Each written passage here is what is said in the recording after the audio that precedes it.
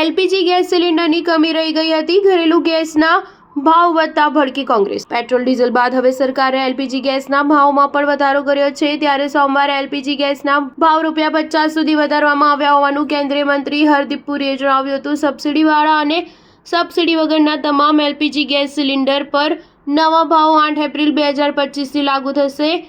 LPG ગેસમાં ભાવ વધારાને લઈને કોંગ્રેસ પાર્ટીએ કેન્દ્ર સરકારની ટીકા કરી છે। કોંગ્રેસ અધ્યક્ષ અને રાજ્ય કક્ષાના વિપક્ષના નેતા મલ્લિકાર્જુન ખડગે વડાપ્રધાન નરેન્દ્ર મોદી પર પ્રહાર કરતા કહ્યું કે તમારી સરકારે ઘા પર મીઠું ભભરાવાનું કામ કર્યું છે। મલ્લિકાર્જુન ખડગે સોશિયલ મીડિયા એક્સ માધ્યમે લખ્યું કે વાહ મોદીજી વાહ, મેં 2014ની તુલનાએ આંતરરાષ્ટ્રીય સ્તરે ક્રૂડ ઓઇલની કિંમતમાં 41%નો ઘટાડો થયો છે, પરંતુ પેટ્રોલ અને ડીઝલની કિંમત ઘટાડવાની જગ્યાએ તમારી લૂંટારૂ સરકારે ₹2 કેન્દ્રીય ઉત્પાદ ફી વધારવામાં આવી છે। ટેરિફ પોલિસી પણ કુંભકર્ણીની ઊંઘને કારણે શેરબજારમાં નાના અને મોટા રોકાણકારોને એકસાથે 19 લાખ કરોડ રૂપિયાનું નુકસાન જોઈને તમને રાહત નથી થઈ, તેથી તમારી સરકાર ઘા પર મીઠું ભભરાવા આવી છે। એલપીજી ગેસ સિલિન્ડરના વધેલા ભાવને લઈને ખડગે કહ્યું કે એલપીજી ગેસ સિલિન્ડરની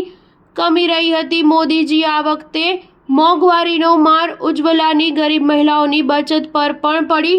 લૂંટ, જબરજસ્તી વસૂલી, છેતરપિંડી એ મોદી સરકારના પર્યાય બની ગયા છે। જ્યારે કોંગ્રેસ પાર્ટીના સોશિયલ મીડિયા માધ્યમ એક્સ પર વડાપ્રધાન મોદીનો જૂનો વિડીયો શેર કરવામાં આવ્યો છે, જેમાં વડાપ્રધાન યુપીએ સરકારમાં એલપીજી ગેસ સિલિન્ડરના ભાવમાં થયેલા વધારા સામે વિરોધ કરી રહ્યા છે। કોંગ્રેસ પાર્ટીએ પોસ્ટરમાં લખ્યું હતું કે સરકારે ગેસ સિલિન્ડરની કિંમત ₹50 વધારી દીધી છે। નરેન્દ્ર મોદીએ આનો વિરોધ કર્યો અને કહ્યું કે સરકારને લોકો પાસેથી ગેસ સિલિન્ડર છીનવી લીધા। મોદીએ મોંઘવારીના રૂપમાં જનતાને મોટો આંચકો આપ્યો છે। સ્ટાર ન્યૂઝ 7 હંમેશા સચ્ચાઈની સાથે।